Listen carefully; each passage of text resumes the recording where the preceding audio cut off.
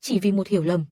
Cô gái đã hận Lộc Hàm suốt 5 năm, đến ngày biết tin cô định bỏ trốn với người khác. Người đàn ông trong cơn giận đã cưỡng ép cô, kết quả là cô mang thai con của anh. Thế nhưng cô kiên quyết muốn phá bỏ đứa bé. Cho đến khi vị công tử nắm giữ huyết mạch kinh tế Hoa Quốc quỳ xuống trước mặt cô, đôi mắt đỏ hoe, cầu xin cô sinh đứa trẻ ra. Cô đã gật đầu đồng ý, nhưng điều kiện là phải để cô ra đi. Thế rồi 5 năm sau, vào ngày biết được sự thật, cô đứng sững lại. Thì ra bấy lâu nay, cô đã hận sai người, và ngay đêm hôm đó, Uyển Nhi lập tức đặt vé bay trở về nước. Nhìn căn biệt thự lộng lẫy trước mắt, Uyển Nhi bước tới cửa và nhập mật mã. Suốt 5 năm qua, tất cả mật khẩu của Lộc Hàm đều là ngày kỷ niệm cưới của họ, chưa từng thay đổi. Khi cánh cổng từ từ mở ra, trước mắt cô lại là một mảng tối đen. Uyển Nhi có phần kinh ngạc. Lần này cô về mà không báo trước với Lộc Hàm. Những lần trước khi cô trở về, Lộc Hàm luôn ôm con ngồi trên sofa chờ cô trở về. Nhưng lần này trong nhà không có ai, khiến Uyển Nhi có chút lạ lẫm. Nhưng cô chẳng còn tâm trí nghĩ nhiều. Đã rất lâu rồi cô không được nghỉ ngơi đúng nghĩa. Tối nay thật sự quá mệt mỏi. Cô nghĩ mai sẽ gọi cho Lộc Hàm một cuộc. Hỏi anh một tiếng là được, rồi leo lên giường nghỉ ngơi, không biết đã ngủ bao lâu. Uyển Nhi luôn có cảm giác như có ai đang nhìn mình. Cô giật mình ngồi bật dậy, bật đèn ngủ lên. Dưới ánh đèn mờ nhạt, cô phát hiện Lộc Hàm đang ngồi bên giường nhìn cô. Còn nắm chặt lấy tay cô. Lộc Hàm không ngờ cô sẽ đột ngột tỉnh giấc, vội buông tay rồi đứng bật dậy. Trong mắt anh hiện rõ vẻ hoảng loạn không che giấu được. Uyển Nhi vừa điều chỉnh lại hơi thở, vừa hỏi anh, giữa đêm nửa khuya không ngủ, anh vào phòng tôi làm gì, không biết hù người có thể dọa chết người sao? Lộc Hàm sợ rằng cô sẽ càng thêm chán ghét mình, luống cuống giải thích, xin lỗi, anh không cố ý đâu, anh chỉ là vừa về đã thấy hành lý của em dưới lầu, biết em đã trở về nên muốn lên xem thử em thế nào. Uyển Nhi mở điện thoại ra, hiện lên 0 giờ 30 phút. Anh vừa mới về sao? Sao lại về muộn vậy? Lộc Hàm cứng đờ người lại. Không ngờ cô lại quan tâm đến mình. Anh còn tưởng cô sẽ mở miệng đuổi mình ra ngoài. Anh đã chuẩn bị tinh thần bị đá khỏi đây rồi. Nhận ra mình thất thần, anh vội vã đáp lại. Gần đây công ty có dự án mới nên hơi bận, nên mới về muộn một chút. Anh đưa nó sang chỗ bà cố rồi. Sao em không báo trước khi về? Để anh còn đón con về. Vừa dứt lời, Lộc Hàm mới nhận ra mình như đang chất vấn Uyển Nhi. Sắc mặt anh thay đổi, lập tức chữa lời. Anh không có ý nói em nhất định phải báo cho anh.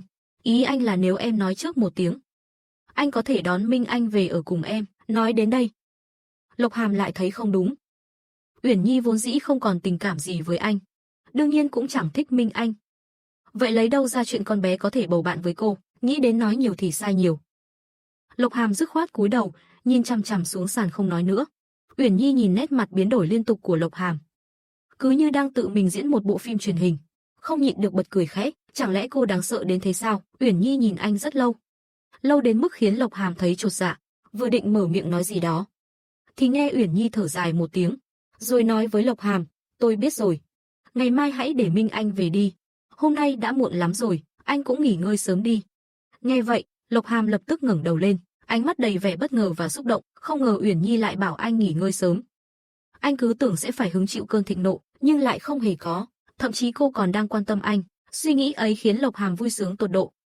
Anh vội vàng đáp lại vâng, rồi hớn hở vừa đi vừa lúng túng như tay chân không phối hợp rời khỏi phòng. Uyển Nhi đứng phía sau chỉ biết câm nín. Trước đây mình có đáng sợ đến vậy sao? Đến mức khiến Lộc Hàm như thể gặp đại địch mỗi lần đối diện. Càng nghĩ càng thấy buồn cười. Thì ra vị Diêm Vương mặt lạnh ấy, Lộc Hàm cũng có một mặt đáng yêu đến thế. Trước đây sao cô lại không nhận ra nhỉ? Sáng sớm hôm sau khi rửa mặt xong, cô chuẩn bị xuống lầu ăn sáng. Vừa bước xuống cầu thang xoắn ốc, đã thấy Lộc Hàm ngồi ngay ngắn bên bàn ăn. Ngồi thẳng tắp, hai tay đặt gọn gàng trên đùi, mặc chiếc áo thun trắng bằng vải cốt tông, trông mềm mại và rất dễ chịu. Trong ấn tượng của Uyển Nhi, Lộc Hàm luôn như thần thánh trên cao, lúc nào cũng trong bộ vest đen, sơ mi trắng, lạnh lùng, xa cách. Cô từng nghĩ Lộc Hàm là một người không cần đến tình cảm, như một cỗ máy vô cảm. Thế nhưng sau khi kết hôn, Uyển Nhi mới nhận ra mình đã lầm. Lộc Hàm thật sự đã làm được, cưng chiều cô đến tận xương tủy. Cho đến giờ cô vẫn không hiểu tình cảm ấy của Lộc Hàm bắt đầu từ lúc nào. Mà giờ phút này đây, Lộc Hàm trước mắt lại mang theo khí đời thường, sự giản dị nơi gia đình làm dịu đi những đường nét sắc lạnh bên gò má anh, trông hiền hòa, vô hại. Chỉ là tư thế ngồi của anh thật khó mà khen nổi. kiểu ngồi của học sinh tiểu học, giống hệt như đang ngồi nghiêm chỉnh trong lớp thời tiểu học, chăm chú nghe thầy cô giảng bài. Đến thở cũng chẳng dám mạnh, không biết anh đã ngồi đó bao lâu rồi. Uyển Nhi nhìn một hồi không nhịn được, bật cười thành tiếng phụt. Lộc Hàm nghe thấy tiếng liền quay đầu nhìn cô ngay. Ánh mắt rõ ràng càng thêm căng thẳng. Đôi tay cũng không biết nên đặt vào đâu. Khi Uyển Nhi ngồi xuống, nhìn thấy bàn ăn đầy ắp món ngon, bỗng cảm thấy nghẹn lời. Nhà ai mà bữa sáng lại nhiều thế này chứ? Cả món Trung lẫn món Tây đều có đủ. Lộc Hàm thấy Uyển Nhi nhìn bữa sáng rất lâu, liền nói, anh sợ em mới về từ nước ngoài, sợ em không quen đồ ăn sáng trong nước, nên bảo dì A Nghĩa chuẩn bị cả món Trung lẫn Tây. Uyển Nhi khẽ nói, sau này không cần phiền phức vậy nữa, làm món Trung là được rồi. Cũng lâu rồi em không ăn món Trung. Lộc Hàm vội đáp, được, lát nữa anh sẽ nói lại với dì. Nói xong, anh lại cẩn thận quan sát sắc mặt của Uyển Nhi, sợ mình lại làm sai điều gì khiến cô khó chịu. Thấy nét mặt Uyển Nhi không có gì thay đổi, anh mới thở phào nhẹ nhõm. Uyển Nhi chạm vào cái đĩa trước mặt, phát hiện đồ ăn vẫn còn nóng, không khỏi bất ngờ. Cô hỏi, anh cũng vừa dậy ăn sáng à? Sao mấy món này vẫn còn nóng thế? Lộc Hàm nào dám, nói thật là không biết khi nào cô sẽ thức dậy, sợ bỏ lỡ nên anh đã gác lại hết công việc công ty, ngồi ở bàn ăn từ 6 giờ sáng chờ cô xuống. Bữa sáng đã được hâm đi hâm lại nhiều lần, chỉ vì sợ cô dậy muộn thì đồ ăn sẽ nguội mất, nhưng lại lo nếu nói ra, Uyển Nhi sẽ khó chịu, rồi bỏ lên lầu, không ăn nữa, nên anh bèn nói dối, anh cũng mới vừa thức dậy thôi. Uyển Nhi gật đầu, rồi cầm đũa bắt đầu ăn. Vừa ăn vừa hỏi, Minh Anh bao giờ về vậy? Một lát nữa sẽ về, anh đã gọi cho ba mẹ rồi. Lát nữa tài xế sẽ đưa con bé về. Uyển Nhi khẽ gật đầu. Suốt bữa sáng ấy, Lộc Hàm cứ thỉnh thoảng lại len lén nhìn Uyển Nhi. Uyển Nhi tất nhiên cảm nhận được ánh mắt trần trụi ấy, nhưng nhớ lại vẻ mặt sợ sệt của anh khi thấy cô như chuột gặp mèo, thì cô cũng chẳng nỡ nói gì thêm. Ăn xong bữa sáng, Lộc Hàm dọn dẹp bàn ăn, mang bát đũa đặt vào bồn rửa chờ dì đến rửa. Bước ra khỏi phòng ăn, thấy Uyển Nhi đang ngồi trên sofa nghịch điện thoại. Anh do dự rất lâu không dám bước tới, muốn hỏi cô một câu, nhưng lại sợ nói nhiều khiến cô khó chịu. Khi anh đang chuẩn bị lên thư phòng xử lý công việc, thì Uyển Nhi lên tiếng, anh có chuyện gì muốn nói với tôi sao? Lộc Hàm ngạc nhiên đến mức mừng rỡ, không ngờ Uyển Nhi lại để ý đến mình. Suy nghĩ hồi lâu để tìm lời, rồi chậm rãi mở miệng, tôi muốn hỏi em, lần này về, em sẽ ở lại mấy ngày? Trong mắt Lộc Hàm thoáng hiện một tia thất vọng. Định xoay người rời đi thì Uyển Nhi lại lên tiếng, chắc sẽ ở lại một thời gian. Tôi đang nghỉ phép, vài tháng tới sẽ không đi làm. Vài tháng? Lộc Hàm lại càng bất ngờ, thậm chí còn nghi ngờ mình nghe nhầm. Từ sau khi kết hôn đến giờ, Uyển Nhi gần như luôn tránh về nhà, gặp anh cũng chưa từng chủ động. Mở miệng nói một câu, anh vội vàng hỏi, vậy mấy tháng tới em sẽ ở nhà sao? Em thật sự có thể ở lại lâu như vậy à? Vậy có cần mua thêm đồ gì không? Rồi lại như tự hỏi tự trả lời, chắc không cần đâu, mỗi tháng anh đều thay mới mọi thứ trong phòng em rồi. Hay là em lên danh sách món ăn đi, để anh sau này. Thôi, Lộc Hàm, không cần phiền em vậy ở đâu. Hiện tại như vậy là được rồi, không cần bận tâm gì hết. Lúc này Lộc Hàm mới chợt nhận ra, mình vừa nói quá nhiều. Anh âm thầm tự trách bản thân. Chỉ cần liên quan đến Uyển Nhi là anh lại đánh mất lý trí, tự nhủ lần sau không được thế nữa, sẽ khiến Uyển Nhi khó chịu mất.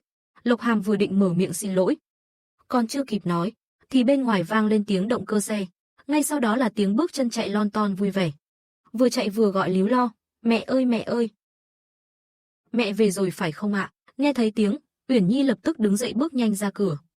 Vừa ra đến sảnh chính, đã thấy một nhóc con, mặc váy hồng, tay đeo vòng ngọc, chạy ảo về phía cô. Minh Anh bé bỏng chạy đến trước mặt Uyển Nhi, nhưng lại chậm bước lại, vì bé nhớ mẹ dường như không thích mình cho lắm. Từ lúc chào đời đến nay, gần như chưa gặp mẹ được mấy lần, hơn nữa mỗi lần gặp cũng chỉ ngắn ngủi. Mẹ chưa từng ôm bé lấy một lần, nên bé không dám tùy tiện nhào tới ôm mẹ. Khi hai ánh mắt chạm nhau, Minh Anh bất ngờ mở miệng, giọng tủi thân, mẹ ơi, lần này mẹ về có phải vài ngày nữa lại đi không? Nói xong cúi gằm đầu xuống, đôi mắt to long lanh ánh lệ, lấp lánh như nước. Những giọt nước mắt lan dài chẳng khác gì ngọc trai rơi. Cảnh tượng này khiến Uyển Nhi cũng phải sững sờ. Rõ ràng vừa rồi còn cười vui như vậy, sao mới đó đã khóc rồi? Tính cách này của Minh Anh, quả thực y hệt người cha ruột của bé. Lộc Hàm ở phía sau nhìn mà phải cố nhịn cười, trong lòng nghĩ, cái nhóc con này đúng là con anh. Biết cách nào để khiến mẹ mềm lòng nhất. Uyển Nhi cứng ngắc đưa tay ra xoa nhẹ lên đầu bé con. Cất giọng, Minh Anh à, đừng khóc nữa được không? Mẹ lần này về sẽ không đi đâu cả. Sẽ ở nhà bên con và ba, được không? Nghe đến đây, cả Lộc Hàm lẫn bé con đều sững người. Bé con thầm nghĩ, mẹ nói sẽ ở nhà với con và ba. Anh Thi băn khoăn vì sao lần này cô lại khác thường như vậy. Lẽ nào là để lấy lòng hai cha con rồi sau đó dễ dàng rời bỏ họ, nghĩ đến đây. Tim Lộc Hàm chợt nhói lên, cả không khí quanh người cũng trở nên nặng nề, anh chẳng nói gì, lặng lẽ quay người lên lầu. Uyển Nhi ngẩn người nhìn bóng lưng của anh. Trong lòng nghĩ, chẳng lẽ anh lại giận nữa rồi? Cô có làm gì đâu mà tự dưng lại giận. Không hiểu nổi. Các tình yêu ơi, hãy đăng ký kênh, thả tim và bình luận điều thầm kín với mình nhé. Thương lắm các bồ nè. Rốt cuộc anh bị làm sao? Đúng là lòng dạ đàn ông khó dò như kim đáy biển. Nhưng Uyển Nhi nghĩ, điều quan trọng nhất bây giờ là hàn gắn mối quan hệ giữa cô và bé con. Tối nay sẽ nói chuyện rõ ràng với Lộc Hàm sau. Thế là Uyển Nhi cúi xuống giúp bé con cởi cặp sách, rồi đặt lên ghế sofa, rồi cô nói với bé, mẹ lần này về có mang quà cho con đấy. Muốn lên xem đó là gì không? Minh Anh lập tức reo lên, dạ muốn ạ. Là món quà gì vậy mẹ? Mẹ ơi, đây là lần đầu tiên mẹ tặng con quà đó. Dù là gì đi nữa, chỉ cần là mẹ tặng thì con đều thích. Nghe xong câu đó, tim Uyển Nhi như bị siết chặt. Một lần nữa cô lại nghĩ về 3 năm đã qua. Bản thân thật sự đáng trách. Từ giờ nhất định phải đối xử tốt hơn với bé con. Tối đó, cô bế Minh Anh lên lầu để lấy quà cho con. Trên đường đi, Minh Anh cứ nghĩ mãi. Thì ra vòng tay của mẹ lại ấm áp thế này. Thơm thơm, mềm mềm, dễ chịu quá chừng không như bố. Ngược với tay bố thì cứng đơ, lạnh tanh. Động tác thì chẳng nhẹ nhàng gì cả. Thật đáng sợ. Minh Anh âm thầm thề với lòng. Từ nay về sau không cho bố bế nữa. Uyển Nhi bế Minh Anh vào phòng ngủ. Lấy từ vali ra một chiếc hộp to đưa cho con. Liền mừng rỡ reo lên, là hộp quà bí ẩn kìa. Con thích nhất luôn đó. Cảm ơn mẹ là tuyệt nhất. Nói xong, bé liền hôn chụt một cái lên má Uyển Nhi. Uyển Nhi bật cười, cúi xuống hôn nhẹ lên má phúng phính của bé con. Nụ cười bé nở rộ như hoa trên khuôn mặt nhỏ xíu, đôi tai cũng đỏ ửng lên thấy rõ. Uyển Nhi không nhịn được bật cười thầm nghĩ, ồ này, là một thiếu niên bé bỏng còn giữ trọn nguyên khí đây mà. Minh Anh thật sự kinh ngạc. Đây là lần đầu tiên trong ký ức bé được mẹ hôn. Đôi môi của mẹ cũng thơm thơm, mềm mềm, toàn thân mẹ đều mềm mại và ngát hương. Thật sự rất thích mẹ. Uyển Nhi chơi với bé con suốt cả buổi sáng. Trong lúc đó, Di Trần đến chuẩn bị bữa trưa, vừa thấy Uyển Nhi, bà liền giữ người, vội bước đến, lễ phép chào, phu nhân. Cuối cùng bà cũng về rồi. Cậu chủ nhỏ ngày nào cũng hỏi ông chủ, bao giờ mẹ sẽ về. Cả hai cha con đều nhớ bà lắm, lần này về thì ở lại với họ lâu lâu một chút nhé. Cậu chủ nhỏ cũng rất cần có mẹ bên cạnh. Di Trần là người được Lộc Hàm chuyển từ biệt thự cũ về đây. Bà cũng xem như đã chứng kiến anh lớn lên. Chuyện trước kia của hai người bà cũng có nghe chút ít. Giờ thấy Uyển Nhi vui vẻ chơi cùng cậu chủ nhỏ, bà liền buột miệng nói thêm mấy câu. Uyển Nhi nhìn bóng lưng bé con đang vui đùa, ánh mắt dịu dàng đến lạ. Mỉm cười nói, lần này tôi không định rời đi nữa đâu. Tôi muốn ở lại với hai người họ. Di Trần vội gật đầu liên tục, tốt quá rồi. Cô nghĩ thông suốt là tốt lắm rồi. Trong bữa ăn, Lộc Hàm nhìn thấy Uyển Nhi gắp thức ăn cho bé con. Trong lòng dâng lên một cảm giác ấm áp, anh cũng vô thức gắp thêm món vào bát Uyển Nhi. Uyển Nhi nhìn món ăn đột ngột xuất hiện trong bát, dừng tay một lúc rồi cũng ăn hết. Thấy cô ăn, Lộc Hàm vui sướng không nói nên lời. Anh lại thử gắp thêm món nữa vào bát cô. Uyển Nhi tiếp tục ăn hết không nói một lời. Lộc Hàm như phát hiện ra vùng đất mới. Suốt bữa cơm, anh chẳng ăn mấy, chỉ lo chăm chăm gắp cho Uyển Nhi. Đến mức bát của cô chất đầy cao như ngọn núi nhỏ. Uyển Nhi bất lực, mở miệng, Lộc Hàm à, đừng gắp nữa.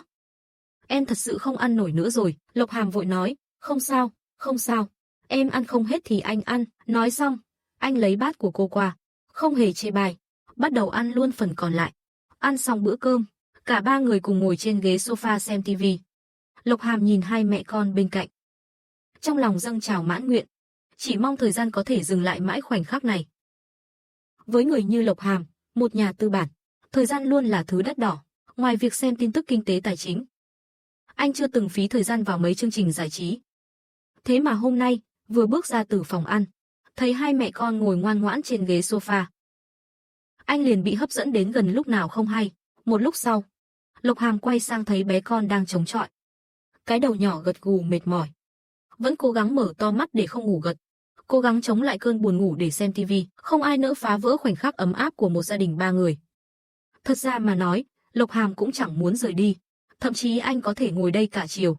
Không nhúc nhích, nhưng cuối cùng anh vẫn không nhịn được mà lên tiếng. Minh Anh, đến giờ ngủ chưa rồi con à? Uyển Nhi đang mải mê xem tivi.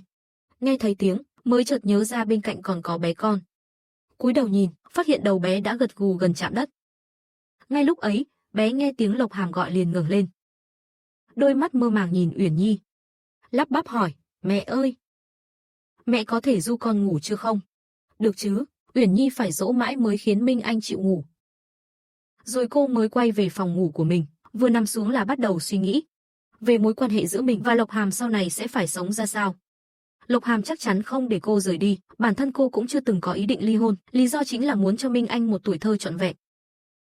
Nhưng thật ra, từ sau khi hiểu lầm được hóa giải, cô nhận ra mình không còn cảm thấy phản cảm khi ở bên Lộc Hàm. Thậm chí khi ở cùng anh, cô cảm thấy rất thoải mái. Vì thế cô quyết định bắt đầu lại, nuôi dưỡng tình cảm. Bước đầu tiên chính là phải ngủ cùng giường. Dù gì thì cũng là vợ chồng rồi, con cái cũng đã có. Không cần phải khách sáo hay giữ khoảng cách nữa. Thế là, Uyển Nhi chân trần lén lút chạy sang phòng khách. Dự định từng chút một chuyển hết đồ của Lộc Hàm về phòng ngủ của mình. Lúc đi đến lần thứ 3, trên tay cô đang ôm quần áo lót và sơ mi của Lộc Hàm. Khi đi ngang qua thư phòng, cánh cửa bỗng nhiên mở ra. Lộc Hàm cầm cốc nước đứng sau cánh cửa. Ánh mắt rơi vào đống đồ trong tay cô. Ấy anh không phải biến thái đâu. Chỉ là, em nghĩ giờ em đã trở về. Phải cho Minh Anh một tuổi thơ trọn vẹn. Phải cho con biết rằng chúng ta sẽ không rời xa. Nên bước đầu tiên chính là, ở chung một phòng, đúng không? Lộc Hàm đứng đó, nhìn Uyển Nhi đầy kinh ngạc. Anh ấy vừa nói gì? Anh ấy nói muốn ngủ cùng em. Sao anh ấy lại thay đổi nhiều đến vậy? Nhưng thật lòng, Lộc Hàm rất thích Uyển Nhi như bây giờ. Anh nghĩ, nếu Uyển Nhi cứ dịu dàng thế này mãi thì tốt biết bao. Lộc Hàm bất giác nhíu mày lại. Uyển Nhi thấy vậy liền bất an. Nhíu mày là ý gì? Anh đâu phải biến thái. Không lẽ anh thấy cô trơ trẽn, muốn đuổi cô ra ngoài? Uyển Nhi còn đang hoang mang, thì Lộc Hàm đã đặt ly nước xuống và bế cô lên. Uyển Nhi giật mình, vừa định nói gì đó thì nghe anh nói, sao lại đi chân đất? Lỡ bị cảm thì sao? Ồ, thì ra là lo lắng chuyện cô không đi dép. Thế mà nét mặt lại lạnh tanh, lông mày cau chặt. Làm cô muốn rớt tim luôn. Đúng là cái người kiệm lời, không trách năm xưa cô phải mất 5 năm mới rung động. Uyển Nhi vừa nghĩ, Lộc Hàm đã bế cô vào phòng, đặt lên giường, rồi ngồi xổm trước mặt cô. Uyển Nhi, nếu em thật sự quyết định để anh dọn sang, vậy lát nữa cứ bảo dì Trần cho người chuyển đồ là được. Nhưng em đã thật sự suy nghĩ kỹ chưa? Uyển Nhi đặt đống đồ đang ôm xuống, nghiêm túc nhìn anh. Lộc Hàm, lần này em về là bởi vì em đã điều tra ra chuyện năm xưa không liên quan gì đến anh cả. Xin lỗi vì đã hiểu lầm anh suốt ngần ấy năm. Từ nay em sẽ thật lòng đối xử tốt với anh và Minh Anh. Dù hiện tại có thể em vẫn chưa thể yêu anh như anh mong muốn, nhưng nếu anh cho em thời gian, em sẽ cố gắng. Có được không? Cô vừa dứt lời, Lộc Hàm đột nhiên nhào tới ôm chặt lấy cô. Giọng anh nghẹn ngào, cảm ơn em, Uyển Nhi. Cảm ơn em vì đã chịu cho anh một cơ hội. Cả người Lộc Hàm run rẩy không thôi. Uyển Nhi dịu dàng vỗ nhẹ lên lưng anh, an ủi cảm xúc của anh. Lộc Hàm rúc vào vai cô một lúc lâu mới dịu lại.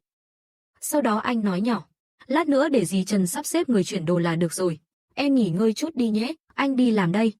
Vâng, Uyển Nhi khẽ đáp. Cô móc tay ôm lấy cổ anh, đặt lên môi anh một nụ hôn nhẹ. Lộc Hàm lập tức hít thở rối loạn. Ngay khi Uyển Nhi vừa rời môi, anh đã giữ lấy gáy cô rồi chủ động hôn ngược lại. Hoàn toàn chiếm thế thượng phong. Không biết đã qua bao lâu, cho đến khi Uyển Nhi thở không nổi nữa, cô khẽ vỗ vào anh. Lộc Hàm mới chịu buông ra, nhìn cô bằng ánh mắt đầy dịu dàng, sau đó dùng ngón tay cái lau khóe môi cô, rồi khàn giọng nói, anh đi làm đây. Uyển Nhi bị hôn đến choáng váng, chớp chớp đôi mắt ngơ ngác, khẽ gật đầu với anh. Sau khi Lộc Hàm rời đi, Uyển Nhi mới sực tỉnh nhận ra vừa rồi mình làm gì. Cô lập tức chui vào chăn, lăn qua lộn lại như cái kén tằm. Cứu mạng, cứu mạng. Vừa rồi mình làm cái gì vậy? Sao mình lại không giữ tinh thần như thế chứ? Lộc Hàm có nghĩ mình là kiểu phụ nữ dễ dãi không? Nhưng môi của Lộc Hàm mềm quá. Hôn thật đã. Mà kỹ năng hôn của anh ấy sao lại giỏi thế? Trong suốt 5 năm qua ngoài đêm đó ra, cô chưa từng có bất kỳ thân mật nào với Lộc Hàm. Chẳng lẽ trước kia anh ấy từng có nhiều người yêu, nên mới rèn luyện được như vậy? Hay là trong suốt 5 năm qua, anh ấy đã không chịu nổi mà đi ngoại tình? Uyển Nhi càng nghĩ càng thấy khó chịu, dù chính cô cũng không biết mình khó chịu vì cái gì. Cô bật chăn lên, định bụng đi chất vấn anh cho ra lẽ. Đúng lúc ấy, điện thoại của Uyển Nhi vang lên. Cô cầm lên xem. Là cuộc gọi từ cô bạn thân Viên Thư. Uyển Nhi liền nhấc máy. Đầu dây bên kia truyền đến giọng nói dịu dàng. Uyển Nhi, khi nào thì cậu về vậy? Sao về mà không nói gì với tớ hết, tớ nhớ cậu muốn chết luôn. Nghe thấy giọng Viên Thư, Uyển Nhi lập tức quên bén luôn chuyện vừa định đi hỏi tội Lộc Hàm. Cô trả lời, tớ về tối qua đấy. Chưa kịp nói cho cậu biết nữa. Giờ cậu có rảnh không? Có muốn gặp nhau ở chỗ cũ không? Được được, tớ ra ngay đây. Gặp sau nhà bảo bối. Uyển Nhi cúp máy. Khi đi ngang qua thư phòng, cô đang phân vân. Nhưng nghĩ đến chuyện anh có thể từng có nhiều tình sử, tức thì cô không muốn để tâm nữa, xách túi lên rồi bước thẳng ra khỏi nhà. Uyển Nhi lái xe tới một quán cà phê quen thuộc. Vừa bước vào, cô đã thấy Viên Thư đang ngồi bên cửa sổ. Rõ ràng là cô lập tức bước nhanh tới, ôm chầm lấy bạn. Thư Thư, tớ nhớ cậu chết mất. Sau khi cả hai cùng ngồi xuống, Viên Thư hỏi, lần này cậu định ở lại bao lâu? Tớ định ở lại vài tháng, tự thưởng cho mình kỳ nghỉ, tiện thể dành thời gian cho con trai và cả Lộc Hàm nữa. Viên Thư sững người, tay đang cầm cốc cà phê cũng khựng lại. Sao vậy, trước đây chẳng phải cậu ghét hai người đó nhất sao? Đúng, nhưng gần đây tớ phát hiện ra, chuyện 5 năm trước không phải do Lộc Hàm làm. Từ đầu đến cuối là do tớ hiểu lầm anh ấy, tất cả bắt nguồn từ email nặc danh đó. Tớ đang định điều tra xem ai là người gửi mail cho tớ lúc đó. Nụ cười trên mặt Viên Thư cứng lại, vội nói. Sao có thể chứ, lúc đó chẳng phải ai cũng nói là do Lộc Hàm sao? Sao bây giờ lại thành không phải anh? Chuyện đã qua mấy năm rồi, làm sao mà tìm được người gửi email nặc danh? Uyển Nhi thấy hơi lạ, liền hỏi, Thư Thư, cậu sao thế? Thông tin đó là anh trai tớ điều tra ra mà, anh ấy không thể nào tra sai nguồn email được. Nếu tớ thật sự không tra được thì sẽ nói cho Lộc Hàm biết, tớ đoán anh ấy chắc chắn có cách. Biểu cảm trên mặt Viên Thư hoàn toàn sụp đổ. Cô vội cầm túi đứng lên, nói, Uyển Nhi, xin lỗi nhé. Tớ chợt nhớ ra còn chút việc gấp phải đi ngay, lần này đi trước đã. Lần sau nhất định tớ sẽ mời cậu ăn một bữa hoành tráng. Nói xong, không đợi Uyển Nhi phản ứng, cô đã vội vàng rời khỏi quán. Uyển Nhi ngồi đó, đầy vẻ ngơ ngác. Thư Thư sao thế nhỉ, hôm nay trông kỳ lạ quá. Khi Uyển Nhi trở về nhà thì đã là giờ ăn tối. Vừa mở cửa ra, đã thấy Minh Anh bé con đang ngồi trên sofa, khóc đến mức hoa lê đẫm mưa. Còn Lộc Hàm thì đang ngồi xổm trước mặt bé, vừa lau nước mắt vừa dỗ dành, đừng khóc nữa. Mẹ sẽ về ngay thôi. Chúng ta ăn cơm trước có được không? Minh Anh tội nghiệp đến mức vừa khóc vừa nấc. Vừa khóc vừa nói, không cần đâu, mẹ lừa con đúng không? Mẹ chính là lừa con. Mẹ nói sẽ không rời xa tụi con nữa mà, giờ lại biến mất rồi. Ngay sau khi Uyển Nhi vừa rời khỏi nhà, Minh Anh đã thức dậy, tự mình chơi xe điều khiển trong phòng ngủ. Bé nghĩ chắc mẹ cũng đã ngủ dậy rồi, nên lon ton chạy tới phòng mẹ. Kết quả phát hiện chẳng có ai trong đó, bé lục tung tất cả các phòng để tìm, nhưng hoàn toàn không thấy bóng dáng mẹ đâu. Minh Anh cuống đến phát khóc, liền chạy đi tìm ba trong thư phòng. Lộc Hàm nghe nói Uyển Nhi không thấy đâu thì cũng hoảng loạn.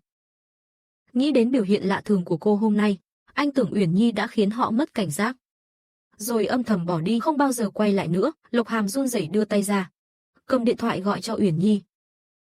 Gọi liền mấy cuộc nhưng không ai bắt máy. Trái tim Lộc Hàm đau nhói như bị bóp nghẹt. Anh phải bám lấy bàn làm việc để giữ vững cơ thể. Sau đó gọi cho Tả Lâm. Phong tỏa sân bay, kiểm tra toàn bộ camera. Nhìn thấy phu nhân thì lập tức đưa về ngay. Lộc Hàm thầm cầu xin, đừng lừa anh nữa. Uyển Nhi, cầu xin em đừng lừa anh. Nếu chưa từng có được thì không đau đến vậy. Nhưng vừa mới có cả thế giới trong tay, đã có người nói rằng tất cả chỉ là ảo ảnh. Cú sốc này, Lộc Hàm thật sự không chịu nổi. Anh hít sâu một hơi, ổn định cảm xúc, rồi quay sang nói với Minh Anh, Minh Anh à, con chơi một mình trước nhé. Mẹ nói chỉ cần con ngoan, mẹ sẽ quay về ngay thôi mà. Minh Anh dùng đôi bàn tay nhỏ mũm mĩm lau nước mắt. Thật không ba? Chỉ cần con ngoan, mẹ sẽ quay lại thật chứ? Thật mà, ba hứa với con. Nhưng mấy tiếng trôi qua, đến giờ cơm tối vẫn không thấy tin tức gì từ Uyển Nhi. Gọi điện cũng không ai bắt máy. Minh Anh cuối cùng cũng không nhịn được nữa. Nghe bé khóc, Uyển Nhi như tan nát cõi lòng. Vội vàng ném túi xách chạy đến, nói, mẹ về rồi đây. Ai nói mẹ không cần bảo bối của mẹ chứ? Lộc Hàm và Minh Anh nghe vậy lập tức quay đầu lại. Thấy Uyển Nhi, Lộc Hàm liền đứng bật dậy ôm chặt lấy cô. Sức mạnh suýt chút nữa nghiền nát vòng eo cô. Anh vùi đầu vào hõm cổ Uyển Nhi, để chắc rằng đây không phải mơ. Uyển Nhi của anh thật sự đã về rồi, cô không bỏ lại hai cha con họ. Cô vẫn cần anh, Lộc Hàm giọng khàn khàn hỏi, em đi đâu vậy? Sao anh gọi bao nhiêu cuộc mà em không nghe máy? Uyển Nhi nhanh chóng ôm lại anh, em đi gặp Viên Thư. Hôm qua về mệt quá, quên không sạc pin điện thoại. Lúc ra ngoài thì máy đã tắt nguồn rồi. Lộc Hàm chỉ khẽ một tiếng, ôm thêm một lát rồi mới buông tay. Các tình yêu ơi, hãy đăng ký kênh, thả tim và bình luận điều thầm kín với mình nhé. Thương lắm các bồ nè. Sau khi anh lùi lại, bé con lập tức nhào tới ôm chặt lấy chân Uyển Nhi. Vừa khóc vừa nhỏ giọng trách, sao mẹ về trễ vậy, con còn tưởng mẹ không cần con nữa, hu hu hu. Uyển Nhi ngồi xuống, nhìn bé con bằng ánh mắt nghiêm túc, nét mặt chân thành, bảo bối à, mẹ đã nói là sẽ không rời đi, thì nhất định sẽ không đi nữa. Tin mẹ được không? Minh Anh gật đầu lia lịa, rồi bước tới ôm chầm lấy Uyển Nhi. Uyển Nhi vỗ nhẹ vào lưng bé, ngoan nào. Trễ rồi, mình đi ăn cơm trước nhé. Cả nhà ba người cùng nhau ăn tối xong, Uyển Nhi và Lộc Hàm chơi xếp hình với bé một lát. Sau đó Uyển Nhi định đưa bé đi tắm rồi đi ngủ. Ai ngờ bé đỏ bừng mặt nói, không được đâu. Mẹ ơi, con có thể tự tắm mà, ba nói nam nữ thụ thụ bất thân đó. Nhưng mẹ là mẹ con mà, mẹ có thể tắm cho con chứ. Nói rồi liền kéo Minh Anh lên lầu. Nhưng bé lại vùng vẫy kịch liệt. Lộc Hàm cũng không cho Uyển Nhi tắm cho con. Anh kéo Minh Anh lại nói, anh có thể tắm cho con. Để anh đưa bé đi, một lát nữa em chỉ cần dỗ con ngủ là được rồi. Uyển Nhi không tranh nữa, hai cha con gật đầu đồng thanh. Rồi đi hâm sữa nóng cho Minh Anh. Sau khi bé tắm xong, Uyển Nhi đọc truyện cổ tích du con ngủ. Khi bé con ngủ say, cô đảo mắt một vòng, rồi xuống lầu rót một ly nước ấm, mang đến cho Lộc Hàm đang làm việc trong thư phòng. Cô gõ nhẹ cửa, bên trong vang lên giọng trầm thấp như tiếng cello, vào đi. Chỉ một câu đó thôi đã khiến Uyển Nhi mềm nhũn cả người. Cô ôm ly nước bước vào. Lộc Hàm thấy là cô thì hơi sững người, rồi vội vàng đứng dậy bước đến, nhận lấy ly nước từ tay cô, ôm cô vào lòng. Sao em lại đến đây? Đem nước cho anh. Đừng làm việc khuya quá, em còn một chuyện muốn hỏi anh. Em nói đi, Lộc Hàm dịu giọng đáp. Lộc Hàm, nếu chúng ta đã quyết định sống như vợ chồng bình thường, thì nên hiểu rõ về nhau nhiều hơn một chút. Em muốn hỏi, trước em, anh đã từng yêu bao nhiêu cô gái? Lộc Hàm lập tức như lâm đại địch, vội vã đáp, không có. Từ đầu đến cuối anh chỉ có mình em thôi. Uyển Nhi nheo mắt quan sát anh, khuôn mặt đầy thành khẩn, biểu cảm hoảng loạn kia không giống đang diễn. Uyển Nhi bèn hỏi thẳng, vậy sao kỹ thuật hôn của anh lại giỏi thế? Lộc Hàm sững người, sau đó thả lỏng người ra, áp trán mình lên trán cô, nhẹ giọng nói, vì người anh hôn là bảo bối của anh, nên tự nhiên thành thạo thôi. Tim Uyển Nhi đập thình thịch không ngừng, mặt đỏ bừng như quả táo chín. Lộc Hàm sao lại biết nói lời ngọt như thế? Cô còn tưởng trước kia anh là kiểu người khô khan chứ. Uyển Nhi vội vàng đẩy anh ra, đứng bật dậy, nói mà giọng cũng lắp bắp. Vậy, em đi ngủ trước đây. Anh đừng làm việc khuya quá nhé. Nói xong, liền như thể sau lưng có mãnh thú đuổi theo. Cô lập tức chạy khỏi thư phòng. Lộc Hàm nhìn bóng lưng lúng túng của cô, khẽ nhắm mắt lại, bật cười thành tiếng. Anh thật sự hy vọng Uyển Nhi mãi mãi như thế này, đừng quay lại dáng vẻ lạnh lùng trước kia. Với anh và cả Minh Anh, Lộc Hàm xử lý nốt công việc còn lại. Không biết Uyển Nhi đã ngủ chưa? Anh vào phòng tắm ở phòng khách để tắm rửa, rồi quay về phòng ngủ. Uyển Nhi đang nằm trên giường xem video ngắn. Thấy Lộc Hàm bước vào, cô bỗng tay chân luống cuống. Anh định ngủ rồi à? Lộc Hàm đáp rồi bước sang bên phải giường, kéo chăn lên nằm xuống. Uyển Nhi thấy anh đã nằm yên, liền tắt đèn đầu giường. Khi không còn ánh sáng, thính giác và khứu giác của con người lại nhạy hơn. Uyển Nhi ngửi thấy mùi thuốc lá nhàn nhạt, pha cùng hương tuyết tùng thoang thoảng từ người Lộc Hàm, cực kỳ dễ chịu, khiến cô cảm thấy an toàn. Uyển Nhi liếc mắt nhìn về phía Lộc Hàm. Anh nằm rất ngay ngắn, tay gối lên bụng, lưng thẳng tắp, tư thế chuẩn như huấn luyện, chỉ tiếc khoảng cách giữa hai người, cứ như một người ở cực Nam, người kia ở cực Bắc. Uyển Nhi nhẹ nhàng, cẩn trọng từng chút một, chậm chậm dịch lại gần anh, từng chút một, từng chút một. Cuối cùng sau bao cố gắng, cơ thể hai người cũng chạm vào nhau. Nhưng Uyển Nhi vẫn chưa hài lòng. Thấy Lộc Hàm vẫn không phản ứng gì, cô lại được đà lấn tới, dứt khoát xoay người, như con bạch tuộc cuộn lấy người anh. Trong bóng tối, Lộc Hàm mở mắt, liếc nhìn đang dính trên người mình. Anh xoay người đè cô xuống dưới, hai tay chống hai bên cơ thể cô. Ngoan, em thật sự suy nghĩ kỹ rồi à, em sẽ không hối hận chứ? Uyển Nhi ôm lấy cổ anh, nghiêm túc gật đầu, tất nhiên rồi. Em đã suy nghĩ kỹ rồi, thật ra từ lúc biết được sự thật, em đã không còn ý định ly hôn với anh. Lần này trở về, dường như cả kiếp trước của em cũng đang nói rằng, hãy sống tốt với anh. Đôi mắt Lộc Hàm đỏ hoe, Uyển Nhi rõ ràng cảm nhận được. Có những giọt nước ấm rơi lên hõm cổ mình. Cô đưa tay xoa nhẹ mái tóc anh, vuốt ve để an ủi anh. Đợi Lộc Hàm bình tĩnh lại, anh ngẩng đầu nhìn thẳng vào mắt cô, được không? Uyển Nhi tất nhiên biết anh đang hỏi gì. Cô còn chưa kịp đáp, Lộc Hàm đã vòng tay ôm lấy cổ cô kéo xuống, rồi phủ lên môi cô, một nụ hôn dịu dàng nhưng mãnh liệt. Lộc Hàm sững người trong chốc lát, rồi nhanh chóng giành thế chủ động. Nụ hôn ngày càng sâu, bàn tay anh bắt đầu không chịu yên phận. Cuối cùng, Uyển Nhi không chống đỡ nổi mà ngủ thiếp đi. Sáng sớm hôm sau, ánh nắng xuyên qua khung cửa sổ, nhẹ nhàng rơi lên hàng mi của Uyển Nhi. Hàng mi cô khẽ rung động, rồi từ từ mở mắt. Cô lấy tay che mắt.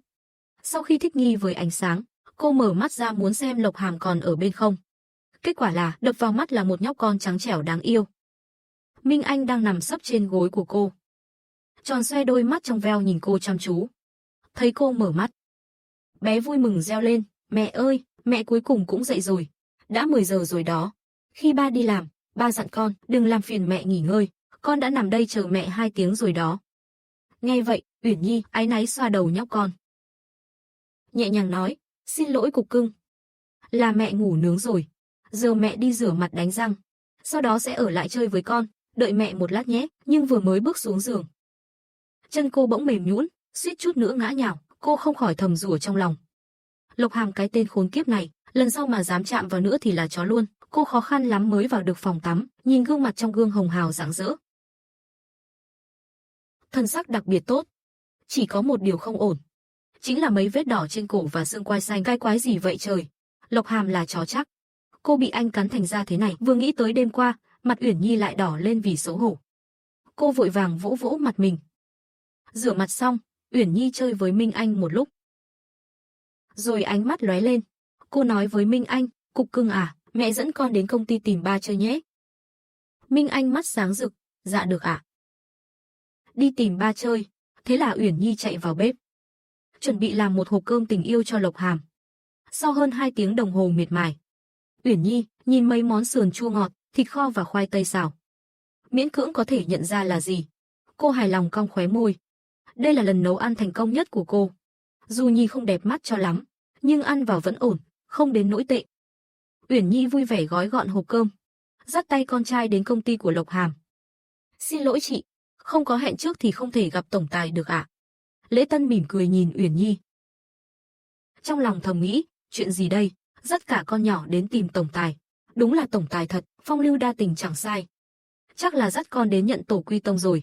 Lễ Tân tự viết ra một bộ phim gia đấu siêu kịch tính. Uyển Nhi lạnh nhạt nói, chị gọi cho trợ lý Tả đi. Nói với anh ấy tôi là Uyển Nhi. Lễ Tân bán tín bán nghi, vẫn cẩn thận gọi cho trợ lý Tả. Không ngờ sắc mặt cô ta bỗng thay đổi, sững sờ nhìn Uyển Nhi, vội vàng nói, dạ vâng vâng rồi cúp máy. Thái độ của Lễ Tân lập tức thay đổi 180 độ. Cô ta vội vàng cúi người, phu nhân xin lỗi vì đã để cô đợi lâu ạ. Trợ lý Tả nói sẽ lập tức xuống đón cô lên. Uyển Nhi khẽ gật đầu. Cô cũng không trách cô Lễ Tân. Dù sao cô ấy cũng chỉ làm theo quy định. Không nhận ra cô cũng là điều bình thường, lúc trước chính cô không cho Lộc Hàm công khai. Nghĩ tới điều đó, trong lòng Uyển Nhi lại dâng thêm một phần áy náy. Khi trợ lý Tả xuống thấy Uyển Nhi lập tức run sợ. Người phụ nữ này tới làm gì vậy? Đừng bảo lại lên tìm sếp cãi nhau nữa nhé. Có nên gọi sẵn dịch vụ chuyển nhà không đây? Trợ lý Tả đưa lên phòng tổng giám đốc trên tầng cao nhất. Uyển Nhi nói, trợ lý Tả, anh cứ về làm việc đi. Tôi tự vào được rồi. Trợ lý Tả thầm nghĩ, may quá, không phải vào cái chiến trường tình cảm đó nữa. Thế là anh ta vội vàng quay về chỗ làm. Uyển Nhi. Bên trong vang lên giọng nói trầm thấp đầy từ tính. Khi Uyển Nhi bước vào, Lộc Hàm thậm chí không ngẩng đầu lên, chỉ lạnh nhạt nói, đặt tài liệu lên bàn là được. Rồi ra ngoài đi. Phía đối diện im lặng rất lâu không đáp. Lộc Hàm mất kiên nhẫn, định ngẩng đầu mắng người. Thì phát hiện người đến chính là bà xã của mình. Anh vội vàng đặt bút xuống. Đứng lên bước đến bên cạnh cô. Nhận lấy hộp đồ cô mang theo. Tay vòng lấy eo cô. Hít sâu mùi hương thuộc về riêng cô. Cả buổi sáng nay anh đều nghĩ đến cô, thậm chí chẳng xử lý nổi công việc. Nếu không phải sợ một ngày nào đó cô chán anh, thì thật muốn lúc nào cũng được dính lấy cô. Sau khi ôm đủ rồi, Lộc Hàm nắm tay cô dắt đến bên ghế sofa. Sao em đến mà không nói trước với anh? Để anh xuống đón em chứ? Không cần đâu, anh bận rộn như vậy, em tự lên cũng được mà. Lộc Hàm bỗng dừng lại, quay người ôm lấy cô. Giọng nói trầm thấp vang lên bên tai Uyển Nhi. Uyển Nhi, chẳng có gì quan trọng bằng em cả. Uyển Nhi thừa nhận mình đã bị câu nói đó đánh gục. Khuôn mặt ngập tràn hạnh phúc, ôm chặt lấy Lộc Hàm. Phía sau bị hai người quên mất, là bé con đáng thương bị nhét đầy cẩu lương. Cậu bé im lặng lê đôi chân ngắn nhỏ xíu, tự mình đi đến ngồi lên chiếc sofa đối diện. Lộc Hàm kéo Uyển Nhi ngồi xuống bên cạnh. Uyển Nhi phấn khích nói, mau nếm thử đi. Đây là bữa trưa em đích thân làm cho anh. Lộc Hàm ngỡ ngàng đến không tin được, cẩn thận mở nắp hộp giữ nhiệt như chân bảo. Nhìn thấy bên trong một đống đen xì. Uyển Nhi có chút ngượng ngùng khi thấy vậy. Vội vàng nói, anh đừng nhìn vẻ ngoài không bắt mắt. Em đã nếm thử rồi, ăn được đấy, yên tâm không có độc đâu. Lộc Hàm dịu dàng xoa đầu Uyển Nhi. Không sao, miễn là em làm, anh đều thích ăn, dù có độc anh cũng cam tâm tình nguyện. Ăn trưa xong, Uyển Nhi vào phòng nghỉ du con ngủ. Cậu bé lại ra ngồi bên cạnh Lộc Hàm để làm việc cùng anh. Đúng lúc đó, điện thoại của Uyển Nhi đổ chuông. Trên màn hình hiển thị là Cố Minh. Lộc Hàm trông thấy, nhưng giả vờ như không nhìn thấy, tiếp tục làm việc, muốn xem Uyển Nhi sẽ làm gì. Uyển Nhi nhìn thấy là Cố Minh gọi, cô đi đến bên cửa sổ nghe máy.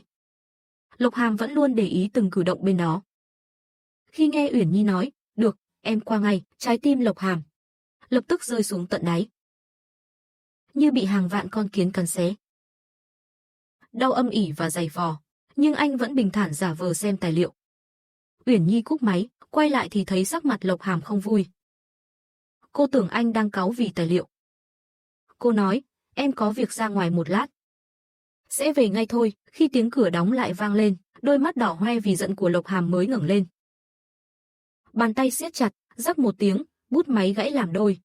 Uyển Nhi, đừng lừa dối anh, đây là cơ hội cuối cùng của em. Nếu anh phát hiện tất cả ngọt ngào mấy ngày nay chỉ là giả dối, anh không dám chắc mình sẽ làm ra chuyện gì. Cô không nói với Lộc Hàm, chính là sợ anh suy nghĩ nhiều. Hơn nữa lần này cô đến là để nói rõ ràng với Cố Minh. Kể từ sau lần bỏ trốn thất bại trước kia, cô chỉ thỉnh thoảng trò chuyện với Cố Minh. Chỉ để hỏi thăm tình hình gần đây, ngoài ra không còn gì khác. Cô cũng không phải quá thích Cố Minh. Chỉ là lúc đó anh ta là nam thần của trường, học giỏi, thành tích xuất sắc, giành được rất nhiều giải thưởng. Nhiều người thầm mến anh ta. Khi ấy anh ta là hội trưởng hội sinh viên, Uyển Nhi lại vừa khéo do anh quản lý, thế là qua lại một thời gian, Uyển Nhi mơ mơ hồ hồ cũng sinh lòng cảm mến. Uyển Nhi thích bóng rổ, nên đã theo đuổi anh ta đến mức cả trường đều biết. Mãi đến 3 tháng sau, Cố Minh mới đồng ý. Hai người hẹn hò được hơn 1 năm, thì Lộc Hàm xuất hiện. Uyển Nhi đỗ xe trước cửa quán cà phê, cầm túi bước vào trong. Vừa vào đã thấy ngay Cố Minh. Anh ấy vẫn ôn nhuận như ngọc như 5 năm trước. Bình thản, tao nhã, chỉ là so với 5 năm trước đã thêm vài phần trưởng thành. Uyển Nhi bước tới ngồi xuống. Cố Minh thấy cô, liền nở một nụ cười mỉm. Đẩy cốc trên bàn về phía cô, cà phê kem mà em thích nhất đây. Cảm ơn, khiến Uyển Nhi như bừng tỉnh từ giấc mộng. Lần cuối cùng hai người ngồi ở đây là lúc sắp tốt nghiệp năm cuối đại học. Khi ấy anh cũng gọi cho cô một cốc cà phê kem như vậy. 5 năm trôi qua, cảnh còn người đổi. Cố Minh lên tiếng, dạo này em sống tốt chứ? Rất tốt, Lộc Hàm đối xử với em rất tốt, chúng em còn có một đứa con trai rất ngoan. Cố Minh khẽ gật đầu. Ánh mắt thoáng chút cô đơn rồi biến mất. 5 năm trước, thật xin lỗi. Là do nghe Viên Thư nói em bị trầm cảm, muốn tự sát, nên anh mới không lý trí mà muốn đưa em đi, không ngờ lại đẩy em vào vực sâu hơn nữa. Uyển Nhi sững người. Chuyện Viên Thư nói, đúng là lúc ấy em muốn trốn chạy, nhưng em không bị trầm cảm, càng không có chuyện muốn tự sát. Cố Minh cũng sững người, không có sao, nhưng lúc đó anh ta nói với tôi như vậy mà. Cô chợt nhớ đến dáng vẻ hoảng loạn lần trước. Trong lòng lập tức dâng lên cảm giác bất an. Mọi chuyện rối ren khi đó căn bản không phải Lộc Hàm. Cố Minh càng thêm chấn kinh, không phải Lộc Hàm sao? Vậy những tấm ảnh đó là sao đây? Tôi cũng không biết, vẫn chưa điều tra rõ. Nhưng tôi vẫn đang tìm hiểu xem ai đã gửi bức thư nặc danh đó. Cố Minh nói, được, nếu em cần giúp gì, cứ nói với anh. Uyển Nhi mỉm cười, vậy tôi không khách sáo. Cố Minh nở nụ cười dịu dàng, vươn tay ra trước mặt Uyển Nhi, nào, Uyển Nhi, chúc em hạnh phúc. Uyển Nhi cũng nắm lại tay anh. Trịnh trọng đáp, anh cũng nhất định phải hạnh phúc đấy. Không ngờ rằng ngay khoảnh khắc ấy, một máy quay đang bí mật ghi lại hai người. Lộc Hàm trong văn phòng đứng ngồi không yên. Bất ngờ điện thoại reo lên, là một email nặc danh, trong đó toàn là ảnh của Uyển Nhi và Cố Minh ở quán cà phê. Hai người nói cười thân mật. Trong ảnh trông như đang tay trong tay trò chuyện, Lộc Hàm tức đến đỏ cả mắt. Trong tuyệt vọng nghĩ rằng, vậy thì bất kể tôi cố gắng thế nào, người bị vứt bỏ cuối cùng vẫn là tôi sao? Đúng lúc ấy, điện thoại vang lên, là cuộc gọi từ Uyển Nhi. Lộc Hàm do dự một chút, rồi vẫn quyết định nghe máy. Sau khi kết nối, anh không lên tiếng, chỉ chờ Uyển Nhi nói gì đó. Chẳng lẽ sau khi gặp lại Cố Minh, cô đã hối hận, gọi điện chỉ để cãi nhau? Ở đầu dây bên kia vang lên giọng nói dịu dàng. Lộc Hàm, anh tan làm chưa? Em về nhà trước rồi nhé. Tan làm nhớ đưa Minh Anh về ăn cơm. Từ về nhà kia, khiến cảm xúc uất ức trong lòng Lộc Hàm dịu đi đôi chút. Được về nhà là tốt rồi, cô ấy nói, em về nhà. Anh tan làm nhớ đưa Minh Anh về ăn cơm nhé. Chữ về nhà ấy làm dịu đi đôi phần cảm xúc giận dữ trong lòng Lộc Hàm, cuối cùng cũng đã trở về rồi. Anh lập tức dập máy, anh sợ nếu nói thêm câu nào nữa sẽ không về đến nhà. Uyển Nhi đang phụ dì Trần bưng đồ ăn. Minh Anh thấy Uyển Nhi, liền chạy tới ôm chặt lấy chân cô. Mẹ ơi, chiều nay mẹ đi đâu vậy? Con nhớ mẹ lắm đó. Mẹ có việc nên ra ngoài một lát. Nhanh đi rửa tay ăn cơm nào, để ba đưa con đi nhé. Trong bữa ăn, đến cả Minh Anh cũng cảm nhận được áp suất thấp. Không khí vốn náo nhiệt, giờ bỗng im ắng đến nín thở. Len lén dùng khẩu hình hỏi Minh Anh. Ba con bị gì vậy? Minh Anh ra sức lắc đầu không hiểu chuyện gì đang xảy ra. Trong bầu không khí ngột ngạt ấy, cả nhà cũng ăn xong bữa cơm. Lộc Hàm không nói một lời, lặng lẽ lên lầu, ánh mắt cũng chưa từng hướng về phía Uyển Nhi. Uyển Nhi càng thêm nghi hoặc, Lộc Hàm rốt cuộc đang giận chuyện gì? Cô đã làm gì sai ư? Dù vắt óc cũng không nghĩ ra lý do. Thế là cô dứt khoát mở cửa bước vào thư phòng. Lộc Hàm cau mày nhìn Uyển Nhi lạnh lùng nói. Vào mà không biết gõ cửa sao? Uyển Nhi sững người, bị anh dọa cho một trận. Lâu lắm rồi, cô chưa từng thấy Lộc Hàm nghiêm khắc đến vậy. Bấy lâu nay, trước mặt cô anh luôn khiêm nhường đến đáng thương. Uyển Nhi tức điên, lập tức quay người bước ra ngoài. Còn tiện tay, mạnh mẽ đóng sầm cánh cửa. Cô quay gót, bước nhanh ra ngoài, nhưng mới đi được vài bước, chân như có mắt. Lại quay trở lại trước cửa thư phòng, cô dừng chân đứng lại, lòng rối như tơ vò. Cô lại quay trở về trước cửa thư phòng. Uyển Nhi nhìn cánh cửa trước mặt, càng nghĩ càng tức. Lộc Hàm lấy tư cách gì mà nổi giận với cô? Thật sự khiến cô giận phát điên. Càng nghĩ càng bực, cô liền đẩy cửa thư phòng ra, tức tối xông thẳng vào trong. Lộc Hàm trông thấy Uyển Nhi đập cửa bỏ đi, trái tim đau nhói đến nghẹt thở. Anh thật sự không biết làm sao để giữ cô lại. Anh cũng muốn dịu dàng với cô, muốn giả vờ như chưa có chuyện gì xảy ra, nhưng anh không làm được, cho đến khi thấy Uyển Nhi quay lại. Trong mắt anh thoáng qua chút kinh ngạc, cớ gì mà anh lại nổi giận với em dữ vậy? Em đã về nhà ở với anh và con rồi, còn nấu cơm mang đến công ty cho anh. Em rốt cuộc làm gì khiến anh tức giận? Có bản lĩnh thì nói rõ ra đi. Uyển Nhi giận dữ hét lên với anh. Lộc Hàm trầm mặc hồi lâu mới lên tiếng. Chiều nay em đã gặp Cố Minh rồi. Câu nói nghe như đang uất ức lắm vậy. Uyển Nhi sững sờ. Chỉ vì chuyện đó thôi à? Anh còn bảo tụi em nắm tay nhau. Ai nói với anh chuyện nắm tay? Lộc Hàm lấy mấy tấm ảnh ra đưa cho Uyển Nhi xem. Uyển Nhi nhíu mày xem xong thì thở dài. Cô đặt điện thoại xuống rồi bước đến kéo tay anh. Anh thông minh thế này, đừng nói với em, anh không nhận ra đây đều là ảnh chụp cố ý canh góc. Và đúng là em có gặp Cố Minh thật. Nhưng tụi em chẳng nói gì nhiều cả, chỉ bắt tay nhau một cái thôi. Quá khứ, bọn em đều đã buông xuống rồi. Lộc Hàm nhìn sâu vào mắt cô, rồi khẽ hỏi, thật sự là như vậy sao? Còn thật hơn cả ngọc trai. Tôi biết bây giờ anh sẽ chưa tin tôi. Chậm rãi vun đắp lại tình cảm, được không? Cho tôi thêm chút thời gian. Anh giống như con sư tử được vuốt lông dịu dàng, rúc đầu vào hõm cổ Uyển Nhi. Khẽ đáp một tiếng, được. Vậy anh còn giận em nữa không? Lộc Hàm vừa nói, vừa rúc đầu vào cổ Uyển Nhi sâu hơn. Anh sao có thể giận em được? Là anh vừa nổi cáu với em mà. Các tình yêu ơi, hãy đăng ký kênh, thả tim và bình luận điều thầm kín với mình nhé. Thương lắm các bồ nè.